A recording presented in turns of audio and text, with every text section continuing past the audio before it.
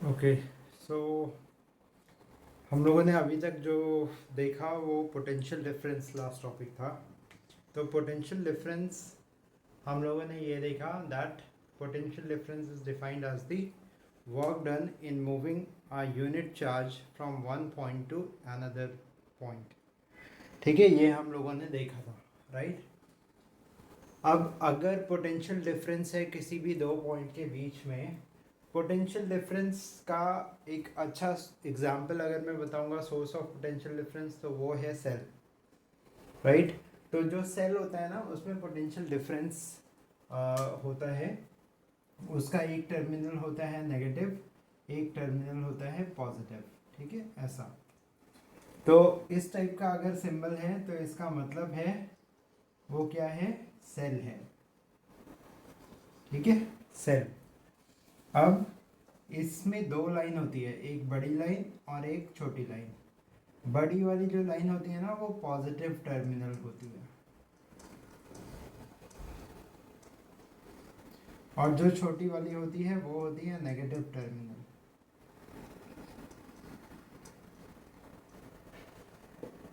ठीक है, ये बहुत सिंपल सी चीज़ है। अगर कोई भी सेल आप लेंगे ना, तो उस सेल में देखो दो एंड होते हैं। ठीक है, एक टॉप होता है और एक बॉटम होता है, राइट। तो वो दो एंड के बीच में पोटेंशियल डिफरेंस होता है, जो एक सेल का एग्जाम्पल है। ठीक है, तो अब अगर हम लोग इस सेल को एक सर्किट में अटैच करेंगे, कनेक्ट कर देते हैं, इस सर्किट में कुछ रेजिस्टेंस है, अभी हम देखेंगे रेजिस्टेंस भी। ठीक है, तो ये तो जैसे ही हम इसको ऑन करेंगे, यहाँ पे अगर एक स्विच है ना, तो इस सर्किट को अगर हम लोग ऐसा सिंबल है, मतलब ये क्या है, स्विच। ठीक है, ये सिंबल क्या है, रेजिस्टेंस, ये सेल। और अगर यहाँ पे ऐसा सिंबल है तो ये बल्ब। ठीक है, ये कुछ सिंबल्स हैं जो याद रखने हैं, बेसिक सिंबल्स हैं, राइट। तो अगर हमने पोटेंशियल डिफरेंस का सोर्स कनेक्ट किया किसी सर्किट से, तो उस सर्किट में करंट फ्लो होने लगता है। ठीक है, अब ये पॉजिटिव मतलब हाई, ये हाई पोटेंशियल पे रहता है, ये वाला हाई पोटेंशियल, और ये नेगेटिव वाला जो है ये लो पोटेंशियल पे रहता है। ठीक है, तो करंट स्टार्ट जैसे ही हम इसको स्विच को क्लोज करेंगे, ऑन करेंगे, तो ऑन करने के बाद ये ऐसा कनेक्ट हो जाएगा, और उसके बाद करंट फ्लो होने लगेगा इस सर्किट में, high potential to low potential current, ऐसा। ठीक है, ऐसा, राइट। तो ये अगर हमने सेल कनेक्ट किया तो इसमें करंट फ्लो होने लगा और ये बल्ब ग्लो हो जाएगा, राइट। तो बेसिकली करंट की डेफिनेशन अगर हम बात करेंगे, तो करंट हमने स्टार्टिंग में ही देखा था दैट फ्लो ऑफ चार्ज। कोई भी चार्ज अगर मूव कर रहा है, फ्लो कर रहा है, तो वो एक करंट जनरेट करेगा, राइट। तो अब अगर इस कॉन्सेप्ट को हम लेकर के देखेंगे, तो कोई कंडक्टर है अगर, तो हर एक conductor basically it's a kind of metal होता है, मेटल एलिमेंट ही होते हैं कंडक्टर ज़्यादातर। तो अगर कोई मेटल है तो उस मेटल में इलेक्ट्रॉन, वैलेंस इलेक्ट्रॉन हमेशा होते हैं। ठीक है, तो वैलेंस इलेक्ट्रॉन जो है वही इलेक्ट्रॉन फ्री इलेक्ट्रॉन होते हैं। मतलब जैसे अगर मैं सोडियम का एग्जांपल लूँ, तो सोडियम इज़ अ मेटल। ठीक है, सोडियम, बट सोडियम से बेटर ऑप्शन है फिर कॉपर लेते हैं, कॉपर Cu। ठीक है, कॉपर के आउटर मोस्ट शेल में दो इलेक्ट्रॉन होते हैं। ठीक है, तो वो +2 की वैलेंसी, मतलब +2, दो इलेक्ट्रॉन वो फ्री कर सकता है, राइट। कॉपर दो इलेक्ट्रॉन फ्री कर सकता है। ठीक है, तो ये दो फ्री इलेक्ट्रॉन हुए कॉपर में। ठीक है, अब ये दो जो फ्री इलेक्ट्रॉन है ना, ये तो हमेशा रहते हैं कॉपर में, राइट। बट अगर मान लो मैंने तुम्हें एक कोई कॉपर का पीस दिया, कॉपर का कोई भी ऑब्जेक्ट दिया, कोई मेटल दिया, वायर दिया, ठीक है। तो कॉपर का अगर वायर नॉर्मल मैंने दिया तुम्हें, तो उसमें भी फ्लो इलेक्ट्रॉन है, फ्री इलेक्ट्रॉन है। अगर वो फ्री इलेक्ट्रॉन है और इलेक्ट्रॉन हमेशा थोड़ी भी एनर्जी उनको मिलती है तो वो इलेक्ट्रॉन फ्री हो जाते हैं और वो हमेशा मूव करते रहते हैं। तो इसका मतलब अगर हमने कोई कॉपर वायर ऐसा ही नॉर्मल कनेक्ट नहीं है वो किसी से, और उसको अगर हम टच करेंगे तो उसमें कुछ करंट होना चाहिए, बट हमें करंट तो लगता नहीं है नॉर्मली अगर हमने कोई वायर पकड़ा तो वो रीज़न क्या है, क्यों उसमें फ्री इलेक्ट्रॉन भी है और वो मूव भी कर रहा है उसमें, बट हमें करंट नहीं लगेगा। रीज़न उसका क्या है, उसके पीछे यहाँ पे अब वो देखते हैं। तो अब मैं यहाँ पे एक जो कंडक्टर है, सिर्फ वायर का एक मैग्नीफाइड फॉर्म यहाँ पे दिखा रहा हूँ कि वायर अगर हमने मैग्नीफाई किया तो ऐसा, ठीक है। ये हमने मैग्नीफाई किया है, वायर को मैग्नीफाई कर दिया है, ठीक है। तो मैग्नीफाई करने पे क्या है, अभी इसमें कुछ फ्री इलेक्ट्रॉन है, राइट, हमेशा होते हैं।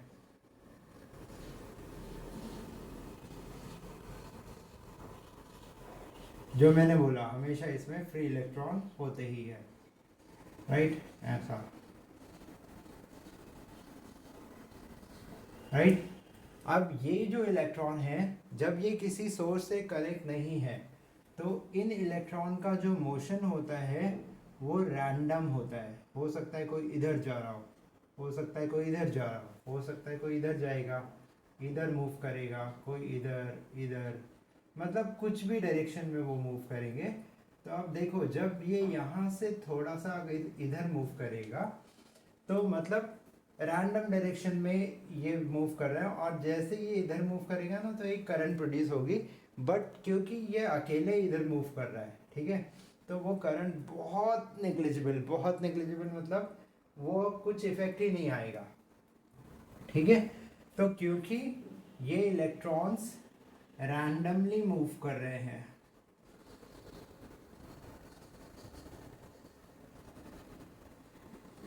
ठीक है, रैंडमली मूविंग इलेक्ट्रॉन है ये मेटल में, जब वो किसी पोटेंशियल डिफरेंस से सोर्स से कनेक्ट नहीं है। तो क्योंकि ये रैंडमली मूव कर रहे हैं तो इनसे जो करंट प्रोड्यूस हो रहा है वो बहुत नेग्लिजिबल क्वांटिटी का प्रोड्यूस हो रहा है। और अभी मान लो ये इधर जा रहा है और ये इधर जा रहा है तो ये एक दूसरे को कैंसिल आउट भी करते हैं, ठीक है। तो इसकी वजह से हमें एक ओपन फ्री वायर अगर हम टच करते हैं दोनों हाथ से तो हमें करंट नहीं लगेगा, राइट।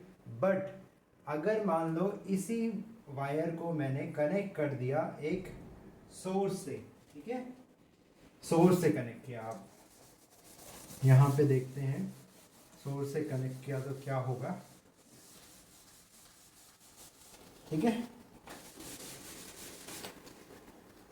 सोर्स से जब हमने कनेक्ट किया है इसको तो सोर्स मतलब कोई एक बैटरी सेल, ठीक है। बैटरी क्या होता है, battery is the combination of cell. तो अगर मान लो ऐसा है, फिर ऐसा, फिर ऐसा, ठीक है, तो ये हो जाता है ऐसा, ये, ठीक है, तो ये हो जाता है battery. Combination of many cells is known as battery. ये भी पोटेंशियल डिफरेंस की तरह काम करेगा। तो मैंने इस सोर्स से इसको कनेक्ट कर दिया, ये है नेगेटिव टर्मिनल, ये है पॉजिटिव टर्मिनल, ठीक है। अब देखते हैं अब क्या होगा। अब क्या होगा, ये जितने इलेक्ट्रॉन है ना, इलेक्ट्रॉन के ऊपर चार्ज कौन से होते हैं, नेगेटिव, है ना, सब पे नेगेटिव चार्ज होगा। ये ऐसा ऐसा ऐसा ऐसा ऐसा। तो अब जो ये रैंडमली मूव कर रहे थे ना, अब क्या होगा, जैसे ही मैंने सर्किट में कनेक्ट किया एक पोटेंशियल डिफरेंस के सोर्स से, तो इनका जो रैंडम मूवमेंट है वो बंद हो जाएगा, वो बंद होगा। और ये पॉजिटिव साइन है यहाँ पे, और ये नेगेटिव इलेक्ट्रॉन है, नेगेटिव चार्ज इलेक्ट्रॉन है। तो होगा क्या कि ये पॉजिटिव जो है ये टर्मिनल इन सारे इलेक्ट्रॉन को अपनी ओर अट्रैक्ट करेगा। तो सारे के सारे इलेक्ट्रॉन अब एक ही डायरेक्शन में आएंगे, ये डायरेक्शन में, ठीक है, ऐसा। तो अब इनका डायरेक्शन रैंडम नहीं है, अब सारे इलेक्ट्रॉन एक ही डायरेक्शन में मूव कर रहे हैं, इस डायरेक्शन में। तो अब देखो एक इलेक्ट्रॉन से अगर एक नेग्लिजिबल करंट प्रोड्यूस हो रही है तो इतने सारे इलेक्ट्रॉन से कितनी हाई करंट प्रोड्यूस होगी, और सारी एक ही डायरेक्शन में करंट है वो। तो अब अगर हम इसको टच करेंगे तो हमें करंट फील होगा, लगेगा हमें करंट। क्यों? क्योंकि सारे इलेक्ट्रॉन एक डायरेक्शन में अब फ्लो हो रहे हैं, राइट। ये हमने समझा कि इलेक्ट्रॉन कैसे मेटल में होते हैं और क्यों हमें नॉर्मली जो मेटल होता है उसको टच करने पे करंट नहीं लगता, जबकि उसमें फ्री इलेक्ट्रॉन होते हैं। अब बात करते हैं यहाँ पे, अब देखो मेटल में कई सारे इलेक्ट्रॉन हैं, मतलब बहुत सारे इलेक्ट्रॉन हैं। तो अब क्या होता है, जब ये पॉजिटिव टर्मिनल उनको अट्रैक्ट करेगा तो ये इलेक्ट्रॉन ले लो, तो ये जैसे ही मूव करेगा थोड़ा सा तो ये इससे हिट हो जाएगा, ये इससे हिट हो जाएगा, ये इससे हिट होगा, ये इससे हिट होगा, राइट। तो मतलब ये इलेक्ट्रॉन जब मूव करते हैं ना तो इनको ऑब्स्ट्रक्शन आता है, ठीक है, ऑब्स्ट्रक्शन आता है। ऑब्स्ट्रक्शन का मतलब होता है अपोजिशन, राइट। तो इनके इलेक्ट्रॉन के फ्लो होने में अपोजिशन आ रहा है, ठीक है। और एक और चीज, जब इलेक्ट्रॉन इधर मूव कर रहा है तो करंट किधर मूव करेगी, इधर मूव करेगी, ठीक है। हमेशा इलेक्ट्रॉन के डायरेक्शन का अपोजिट डायरेक्शन में करंट प्रोड्यूस होता है, ठीक है। तो अब हम बात कर रहे थे अपोजिशन, तो ये इलेक्ट्रॉन फ्री एकदम है, फ्री, बट इनको एकदम खाली रास्ता नहीं मिल रहा है, हर जगह इलेक्ट्रॉन है। तो थोड़ा आगे हिट मूव कर रहा है, फिर वो हिट हो रहा है थोड़ा सा, ठीक है। लेकिन फिर इधर पॉजिटिव साइन है तो फिर से वो उसी डायरेक्शन में मूव करेगा, राइट। तो अब यहाँ पे इसको लार्ज अमाउंट ऑफ, मतलब एक अपोजिशन इसको फ्लो होने में कुछ अपोजिशन या ऑब्स्ट्रक्शन फील हो रहा है, ठीक है। तो उस टर्म को हम बोलते हैं रेजिस्टेंस, क्योंकि इलेक्ट्रॉन अगर फ्लो होने में ऑब्स्ट्रक्शन आ रहा है तो करंट भी फ्लो होने में ऑब्स्ट्रक्शन, मतलब करंट भी कम हो जाएगी। क्यों? क्योंकि ये अपोज कर रहा है उसको, ठीक है। तो अब पहले हम करंट का भी एक डेफिनेशन हमने शुरू में दिया था, लेकिन अभी दोबारा मैं एक बार लिख दे रहा हूँ। करंट क्या होता है? The rate of flow of charges with time, the rate of flow of charges with time, ठीक है। करंट का definition, the rate of flow of charges with time, और इसका फॉर्मूला होता है I is equal to Q upon T, ठीक है, where I is current, Q is charge and T is time, ठीक है। तो अब I is equal to Q by T हो गया। Q का यूनिट क्या होता है? Q का यूनिट होता है कूलाम, और T का यूनिट होता है सेकेंड। तो कूलाम पर सेकेंड इसकी यूनिट हुई। इस कूलाम पर सेकेंड को हम एक और नाम देते हैं which is known as ampere. तो ये है ऐसा यूनिट ऑफ करंट, ठीक है, ये ऐसा यूनिट ऑफ करंट है, एम्पेयर। अब करंट को मेजर करने के लिए जो यूज होता है डिवाइस यूज टू मेजर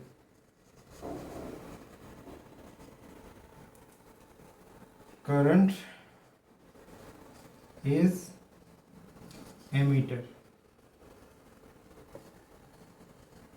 ठीक है, एमीटर बोलते हैं उसको। और एमीटर को हम सीरीज में कनेक्ट करते हैं, connected in series due to its low resistance. ये पार्ट हम अभी आगे भी देखेंगे, ठीक है, बट अभी के लिए इसको याद रखना है that SI unit of current is ampere and device used to measure the current is known as ammeter and ammeter is connected in series, ठीक है, इतना हमेशा याद रखना है आपको। तो ये करंट का हमने देख लिया। अब इसके बाद हम लोग करेंगे ओम्स लॉ। सो अभी तक हम लोगों ने दो टर्म्स इसमें मेनली जो पढ़े हैं, एक है पोटेंशियल डिफरेंस और दूसरा है करंट, ठीक है। तो ये दो जो टर्म है ना, इनके ऊपर थोड़ी स्टडी एंड रिसर्च की गई और जिस साइंटिस्ट ने रिसर्च किया उसका नाम है ओम्स।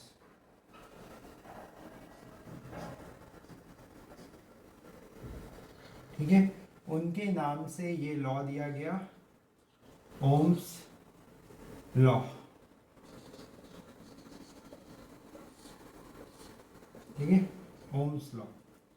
अब ओम्स लॉ है क्या, राइट? तो सबसे पहले ओम ने क्या किया, उन्होंने एक सर्किट लिया। सर्किट मैं बता चुका हूँ, ये पॉजिटिव टर्मिनल, छोटा वाला नेगेटिव टर्मिनल, और इधर पे एक सर्किट है ऐसा, ठीक है। यहाँ पे पोटेंशियल डिफरेंस V का सोर्स है और यहाँ पे I है, ठीक है। अब उन्होंने क्या किया, ये जो पोटेंशियल डिफरेंस है, ठीक है, इसको चेंज किया, ठीक है। तो जब पोटेंशियल डिफरेंस उन्होंने फॉर एग्जांपल 2 रखा,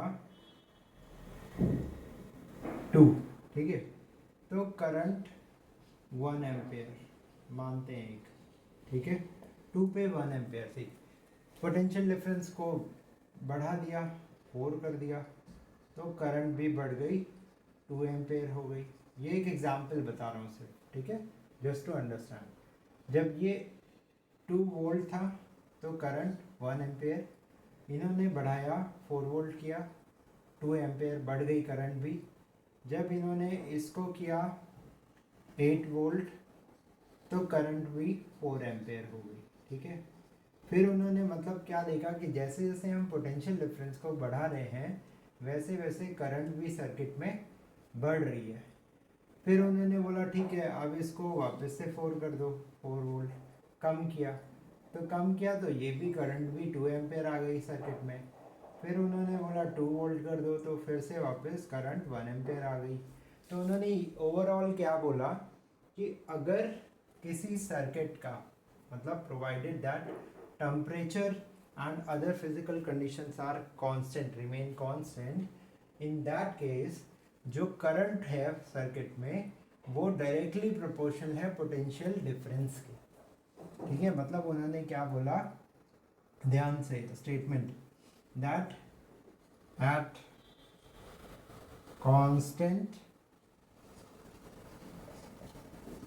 temperature, at constant temperature the current flowing in the circuit is directly proportional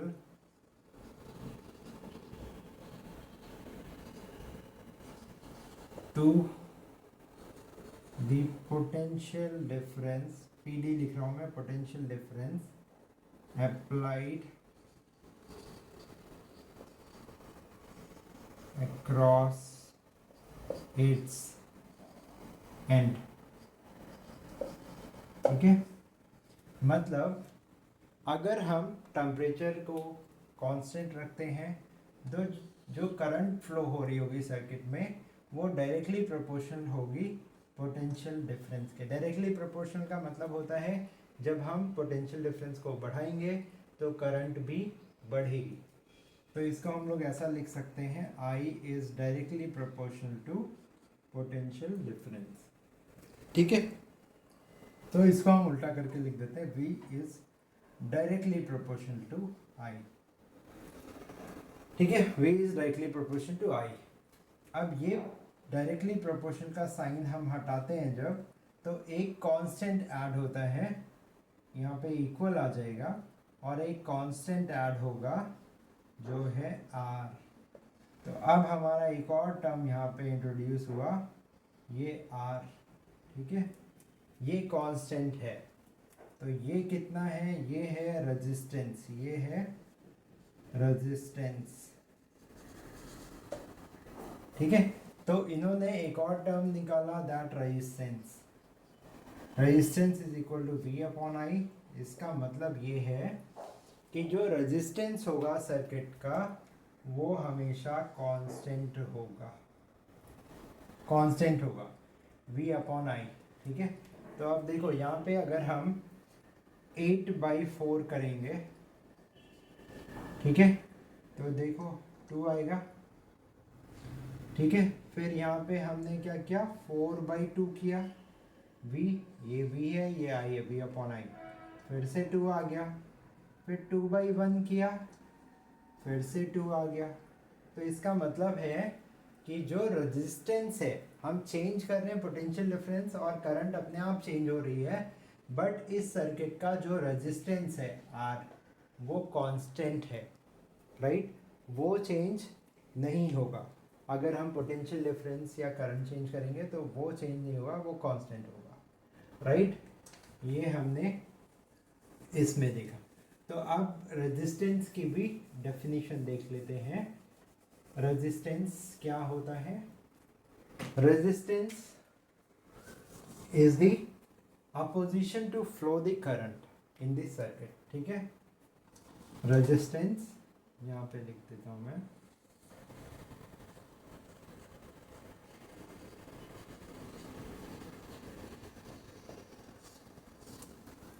the opposition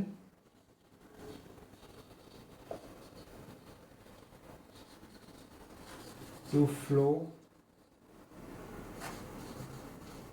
the current in the circuit। ठीक है, opposition to flow the current in the circuit is known as resistance। ठीक है, formula अभी हम लोगों ने यहाँ पे देखा, R is equal to V upon I। ठीक है, और SI यूनिट क्या है इसका? SI यूनिट, क्योंकि इसको ओम ने फाइंड किया था तो इसकी SI यूनिट भी ओम है, OHM SI यूनिट। सिंबल ये है, ठीक है, ओम का सिंबल।